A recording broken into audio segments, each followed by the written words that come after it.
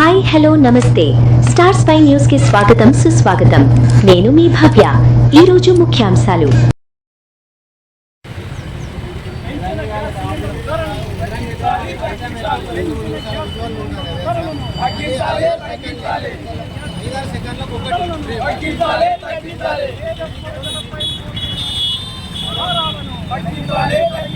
కేంద్ర ప్రభుత్వం పేద ప్రజలపై మోపిన భారాలను తగ్గించాలి. కేంద్ర ప్రభుత్వం పేద ప్రజలపై మోపిన భారాలను తగ్గించాలి. కేంద్ర ప్రభుత్వం తగ్గించాలి. పెంచిన గ్యాస్ ధరలను తగ్గించాలి. జిందాబాద్ సిపిఎం, జిందాబాద్ సిపిఎం.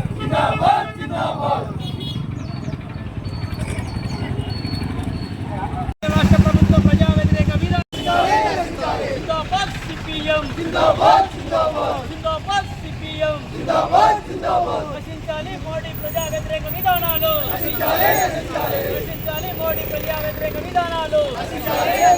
తగ్గించాలి పెంచిన గ్యాస్ ధరలను వెంటనే తగ్గించాలి. నిత్యావసర సరుకుల ధరలను వెంటనే నశించాలి. నరేంద్ర మోడీ ప్రజా వ్యతిరేక విధానాలు.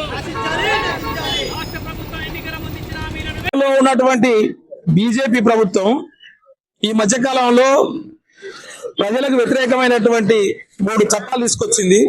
ఆ చట్టాలు రద్దు చేయాలని చెప్పి సిపిఎం పార్టీ కరీంనగర్ జిల్లా కమిటీ ఆధ్వర్యంలో కరీంనగర్ కలెక్టరేట్ ముందు వారి ధర్నా నిర్వహించడం జరిగింది.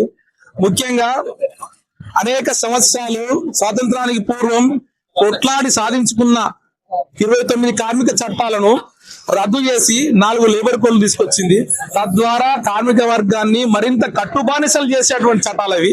అంతేకాదు సామాజిక భద్రతలో భాగంగా యూపీఏ 1 హాయంలో కమ్యూనిస్టులు కొట్లాడి సాధించినటువంటి ఉపాధి హామీ చట్టాన్ని రద్దు చేసి ఇవాళ మళ్ళా విబిజి రామ్జీ పేరుతో కొత్త చట్టం తీసుకొచ్చారు. ఆ కొత్త చట్టంలో ఉపాధి కడుపు కొట్టేటువంటి విధంగా ఆ చట్టాన్ని తయారు చేసింది. గతంలో 90% నిధులు కేంద్రం ఇచ్చింది, ఇలా 60% ఇస్తామని చెప్పింది. ఇప్పటికే రాష్ట్రాలు ఆర్థిక సంక్షోభంలో ఉన్నాయి.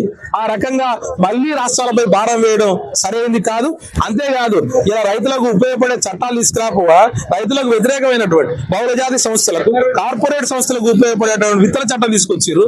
అంతేకాదు విద్యుత్ సంస్కరణ చట్టం తీసుకొచ్చింది. ఈ విద్యుత్ సంస్కరణ చట్టం ఇప్పటికే అమలవుతున్నటువంటి పరిస్థితి. అది ప్రజలకు ఎంతో నష్టం కలిగించే చట్టం. సబ్సిడీలు మొత్తం కూడబెట్టేటువంటి పరిస్థితి, ఉచిత కరెంటుకు మంగళం పాడేటువంటి పరిస్థితి ఉంటుంది. కాబట్టి ప్రజలకు అనేక నష్టాలు చవిచూడబోతున్నారు. కాబట్టి సిపిఎం పార్టీగా ఆందోళన కొనుక్కున్నాం. వారం రోజులుగా గ్రామాన క్యాంపెయిన్ నిర్వహించి ఈ రోజు ధర్నా నిర్వహించడం జరుగుతాం. అంతేకాదు ఎన్నికలకు ముందు ఈ కాంగ్రెస్ ప్రభుత్వము అనేక హామీలు ఇచ్చింది, 6 గ్యారంటీలు ప్రకటించింది. దానికి చట్టబద్ధత కల్పించాలని కూడా సిపిఎం పార్టీ డిమాండ్ చేస్తా ఉంది. అందులో భాగంగానే ఈ పెన్షన్లు పెంచుతామని చెప్పారు, మహిళలకు 2500 అని చెప్పింది, నిరుద్యోగ భృతి అని చెప్పారు, తులం బంగారం అని చెప్పారు, ఇంకా చాలా ఉన్నాయి. 400 పైసలకు హామీలు ఉన్నాయి. ఇలా పంటలకు 500 రూపాయలు, క్వింటాలకు 500, ఒక్క సన్నవడ్లకి ఇస్తారు. ఇలా పసుపుకు లేదు, మిర్చికి లేదు, ఇక దేనికి లేదు. వాళ్ళు చెప్పిందేమో అన్ని పంటలకు ఇస్తామంటారు, కానీ ఒక సన్నవడ్లకు, దొడ్డు వడ్లకు కూడా ఇవ్వడం పరిస్థితి ఉంది. అంటే చెప్పేది ఒకటి, చేసేది ఒకటి. ఎన్నికలు అయిపోగానే వాళ్ళ మాట మారుస్తున్నారు. కాబట్టి ఎన్నికలకు ముందు ఏదైతే హామీలు ఇస్తున్నాయో ఆ హామీలకు చట్టబద్ధత కల్పించినప్పుడే ఈ విశ్వాసం, ప్రజల విశ్వాసం. ఈ ప్రజాపాలన పేరుతోని రాష్ట్ర ప్రభుత్వం ముందుకు పోతా ఉంది. ఇది ప్రజాపాలన కాదు, రాచరిక పాలన లాగానే ఉంది, పోలీస్ పాలన లాగానే ఉంది. కానీ గతంలో అన్నాడు మేము ప్రజాస్వామ్యాన్ని పునరుద్ధరిస్తాం అధికారంలోకి వస్తాయి. ఎలా పునరుద్ధరిస్తున్నాం? ఇలా ఆశా కార్యకర్తలు అరెస్ట్ చేస్తున్నాం, అంగన్వాడీలను అరెస్ట్ చేస్తున్నాం, స్కిల్ వర్కర్లను, అన్స్కిల్ వర్కర్లను. ఇలా వాళ్ళ ఆందోళనకు పోతే వంతెత్తితే స్వేచ్ఛ కోసం, హక్కుల కోసం కొట్లాడితే ఇలా అరెస్టులు ఎక్కడికెక్కడ చేస్తున్నాం. ఇది ఆ ప్రజాపాలన, ఇది నిర్బంధపు పాలన అని చెప్పేసి చెప్పక తప్పదు. అందుకోసమే నాటి బీఆర్ఎస్ ప్రభుత్వానికి పట్టిన గతే మీరు ఇలాగే కొనసాగితే ఈనాటి కాంగ్రెస్ పార్టీ కూడా అదే గతి పడుతుందని చెప్పేసి సందర్భంగా కాంగ్రెస్ పార్టీని హెచ్చరిస్తున్నాం.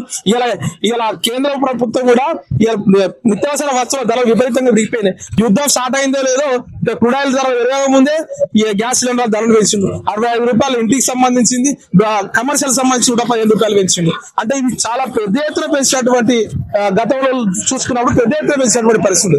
అంటే దీనికి కృత్రిమ కొత్త సృష్టిస్తూ డీలర్లు డిస్ట్రిబ్యూటర్లు మధ్యవర్తులు ఇలా ఒక్కో గ్యాస్ సిలిండర్ మీద 300 నుంచి 600 రూపాయలు అదనంగా తీసుకుంటున్న పరిస్థితి. దీని నిఘా కొరవడైంది. కాబట్టి ఇలా జిల్లా కేంద్రంలో డంపింగ్ యార్డ్ సమస్య ఉంది. ఆ డంపింగ్ యార్డ్ సమస్యను పరిష్కరించడంలో కేంద్ర మంత్రి బండి సంజయ్ పూర్తిగా వైఫల్యం చెందారు. ఇలా ప్రజలను ఏమారుస్తున్నారు. మతం పేరుతోని కులం పేరుతోని వర్గ వైషమ్యాలు సృష్టిస్తూ ఓట్లు గంపగుత్తగా కొనుగోలు చేసేటువంటి పరిస్థితి కనిపిస్తా ఉంది. కాబట్టి రేపు రాజకీయ విధానాలు కొనసాగిస్తే బీజేపీ పార్టీని రాజకీయంగా బుందబెట్టేటువంటి పరిస్థితి ప్రజలే తీసుకొస్తారు. ఆ రకంగా అర్థం చేసుకుంటారు ప్రజలు.